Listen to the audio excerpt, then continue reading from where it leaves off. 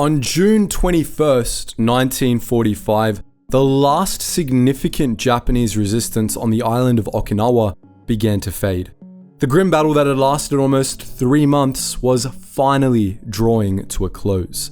The American ground forces had their victory. Okinawa had fallen, and now the Allies could look northwards toward Kyushu and the Japanese home islands.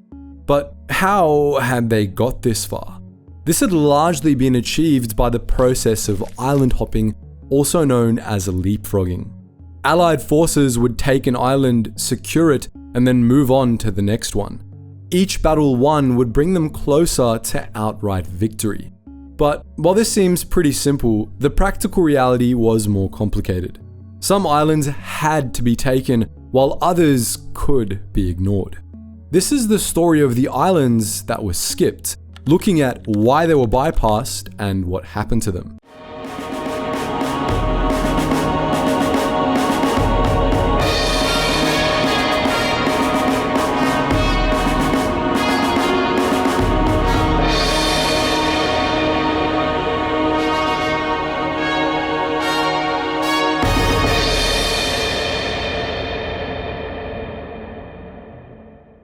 The American strategy of island hopping or leapfrogging is largely associated with two men. These are General Douglas MacArthur of the US Army and Admiral Chester Nimitz of the Navy. Both MacArthur and Nimitz, along with Admiral William Bull Halsey, developed this island hopping plan together. But they disagreed on how this plan would actually be executed. MacArthur's approach was relatively cautious. He favored taking and securing large areas of strategic land territory, like the extensive islands of the Philippines archipelago. Nimitz was more direct in his approach. He wanted to use superior American naval power and maneuverability to move swiftly across the Pacific and hit Japan sooner rather than later. In the end, President Franklin Roosevelt compromised. He gave both commanders their own theater of operations so that they could launch a two-pronged attack. Beginning in late 1943, MacArthur would move through the islands of New Guinea, the Dutch East Indies, and the Philippines. Nimitz would push across the Pacific, through the Gilbert Islands, Marshall Islands, Mariana Islands, and Bonin Islands before reaching Japan from the southeast. But even though each commander was operating according to his own military doctrine, there were still some shared aspects to their plans. The key shared aspect was the knowledge that they could not take every island. Some islands would need to be skipped. They'd need to keep the bigger picture in mind on the march to Japan itself. Before we look at precisely which islands were skipped and why, we need to set some parameters. Plenty of islands were skipped on the way to Japan. Some islands were simply uninhabited rocks in a vast ocean.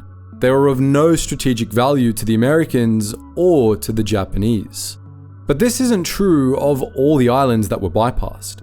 Plenty of Japanese garrisons were skipped too, as the Americans decided to keep on moving rather than mount an assault. For this video, we're focusing on major islands. So, what defines a major island exactly? Well, for our purposes, a major island is any island that ticks all of the following boxes. It's A, on the route to Japan, B, garrisoned by at least 2,000 Japanese troops, and C, in a position of strategic importance. In other words, it could potentially be used to launch a counter-assault even if it's not directly in the way of the advance. By these criteria, we actually have a decent amount of candidates. Maliolap, Jalowitz, Pagan, Mili, and Orota in the Mariana Islands had garrisons of between 2,500 and 4,400 men each. Yap in Micronesia had 5,900 men, while Kusai in the same archipelago was home to another 4,500 soldiers. Other locations had even more soldiers. Babothwap Island in Palau was a garrison of almost 30,000 troops. Truk in Micronesia held a force of 55,000, while Rabaul on New Guinea was home to around 110,000 soldiers at its height, but probably more like 90,000 in the later stages of the war. In short, that's a lot of men and a lot of territory that remained untaken as the Americans sped by. So why was this? Why weren't the Americans more methodical in their approach? For Nimitz, it kind of makes sense. He was more speed focused. You can imagine the Admiral making this sort of strategic call on his way to the greater prize. But MacArthur was known to be more thorough. The Rabaul garrison on New Guinea was very much in his theatre of operations. Leaving 100,000 men there, rather than attacking, seems a little bit out of character. The most important reasons were strategic. The objective was never to take every garrison, it was to win the war. Instead, locations could just be isolated by rapid Allied advances and cut off from Japanese resupply. With no reinforcements or supply convoys coming their way, the garrison would weaken and capture would become easy. Or they could simply be left to wither on the vine. Either way, the threat was neutralized. Another reason was the immense cost of taking a garrison.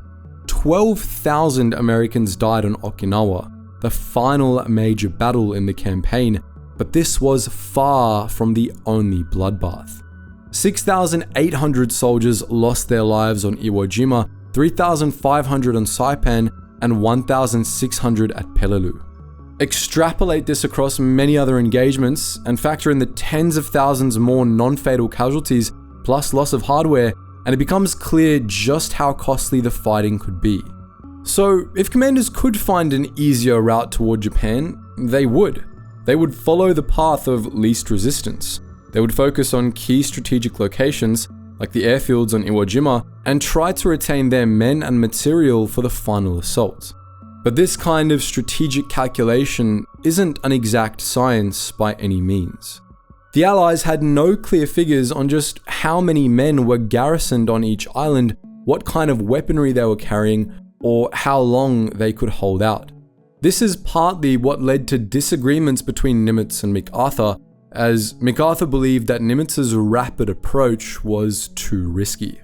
Stories of Japanese holdouts from long after the end of the war abound right across the Pacific. Some soldiers even remained in hiding right into the 1970s.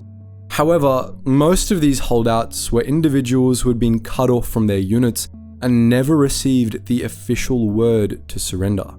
Most of the isolated garrisons gave themselves up once they realized their country had fallen. Around 90,000 soldiers surrendered at Rabaul on September 13, 1945. The base had been battered by Allied bombing and was largely destroyed, but the garrison had remained where it was. There was never a full ground assault by Allied forces, which would have come with horrendous loss of life. At Truk, the garrison offered its surrender on September 2nd, the same day as the total surrender in Tokyo Bay. Though the soldiers had been surviving on minimal rations and had sustained repeated air attacks, the majority were able to return home unscathed.